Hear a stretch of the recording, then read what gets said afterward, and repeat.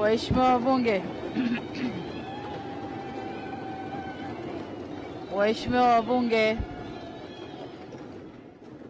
Waheshimiwa wabunge, asanteni sana.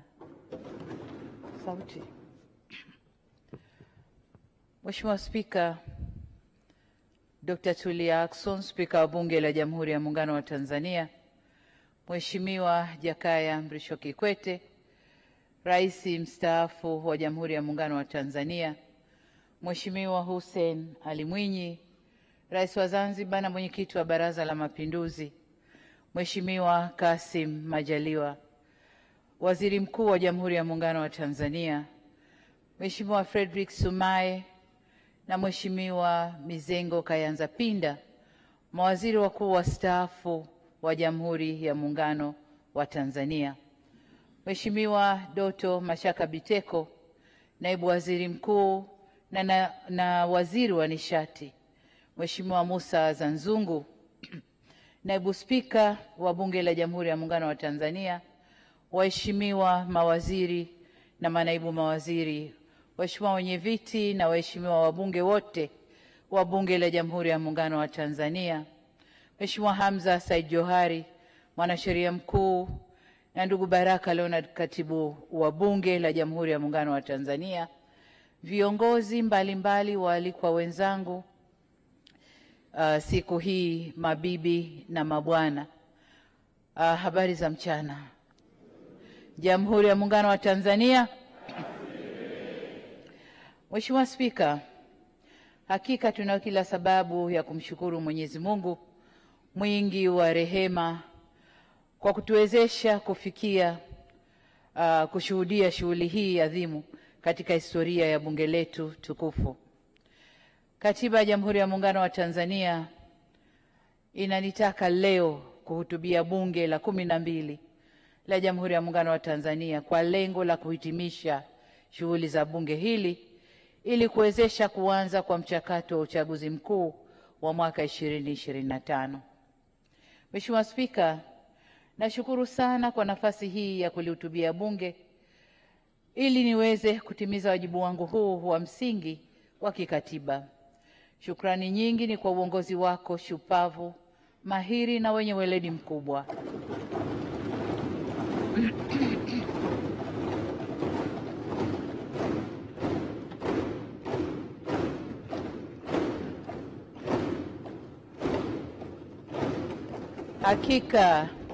Hakika Mheshimiwa Spika, umeliongoza vyema bunge hili na kukamilisha mikutano 19 katika bunge hili la 12.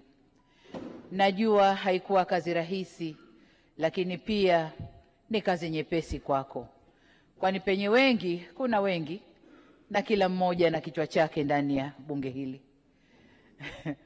Kwa hiyo haikuwa kazi rahisi kwako,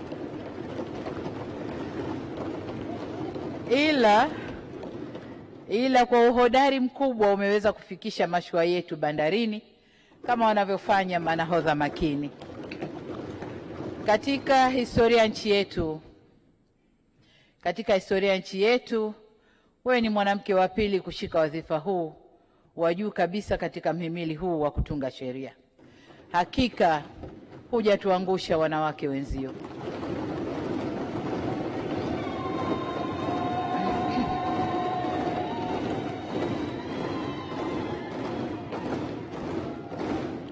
Mheshimiwa Spika, uzoefu wako wa kitaifa na kimataifa umekuwa chachu inayohakikisha kazi hii inafanyika kwa viwango vya hali ya juu na hivyo kuendelea kulijengea heshima bunge letu. Hongereni sana. Aidha, Mheshimiwa Spika, nikupongeze kwa kutekeleza majukumu haya sambamba na majukumu yako ya rais wa 31 wa Umoja wa Mabunge Duniani.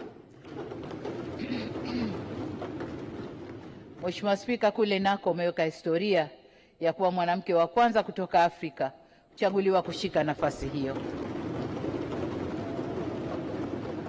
Tunakupongeza sana kwa kuitumikia ipasavyo nafasi hiyo.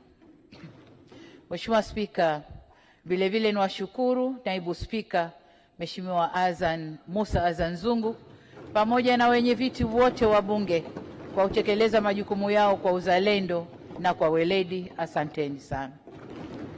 Hali kadhalika nitoe shukrani na pongezi zangu za dhati kwenu nyinyi waheshimiwa wabunge kwa kazi kubwa na nzuri mlioifanya. Mmetimiza ipasavyo wajibu wenu wa kuwawakilisha wananchi, kutunga sheria na kusimamia serikali. Bunge hili limekuwa na mchango mkubwa katika kuleta maendeleo na ustawi wa wananchi. Na bila shaka ninyi wawakilishi wa wananchi mmeielewa vyema dhana ya maendeleo ya watu, kwamba hatua na jitihada zote za serikali hazina budi kuelekezwa kwenye kuboresha maisha ya kila Mtanzania. Hili limesaidia kujijengea nyinyi wenyewe wabunge heshima kubwa, lakini pia heshima ya bunge letu kwa wananchi wetu. Mheshimiwa Spika, sina budi kutambua mchango na mafanikio ya waheshimiwa wabunge waliotuwakilisha kwenye majukwaa ya mabunge ya Umoja wa Afrika, Jumuiya ya Afrika Mashariki, Jumuiya ya Maendeleo Kusini mwa Afrika na Jumuiya ya Ukanda wa Maziwa Makuu.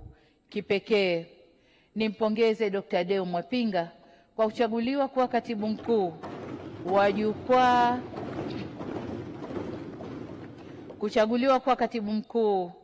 wa jukwaa la mabunge ya Jumuiya ya Ukanda wa Maziwa Makuu. Ni wazi kuwa mmeitendea haki demokrasia ya Tanzania na kuliletea heshima kubwa bunge letu. Mheshimiwa Spika, vile nitumie fursa hii kulishukuru tena bunge hili kwa tuzo mlionipatia kwa kutambua na kuthamini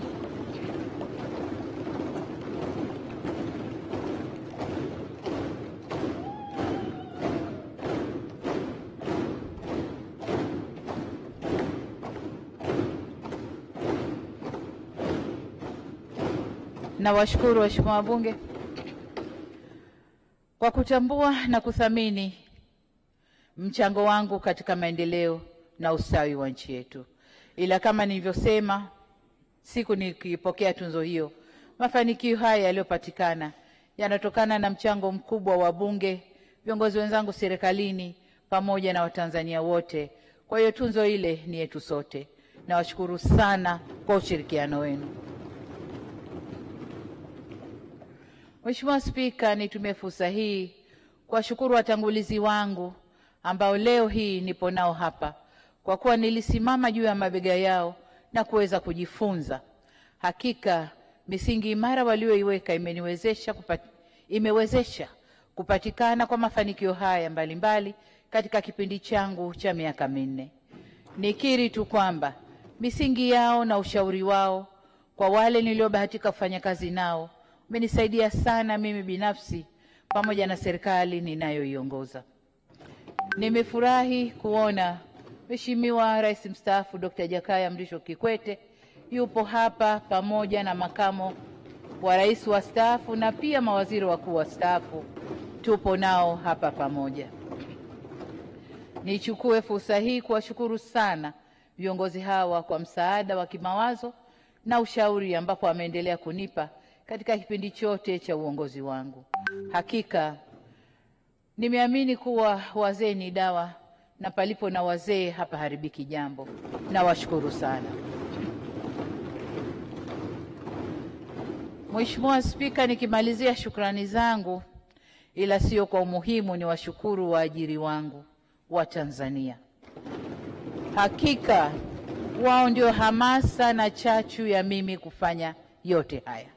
Nawashukuru kwa sala, dua na maombi yao, bila kusahau ushirikiano mkubwa wa hali na mali katika kulijenga taifa au kuijenga Tanzania tunayoitaka na taifa linalotumainiwa. Mheshimiwa Spika, tangu bunge hili la 12 lianze, kuna viongozi, ndugu, jamaa na marafiki waliotutoka. Kama tunavyojua, tuliondokewa na hayati Dr. John Pombe Magufuli, rais wa awamu ya 5.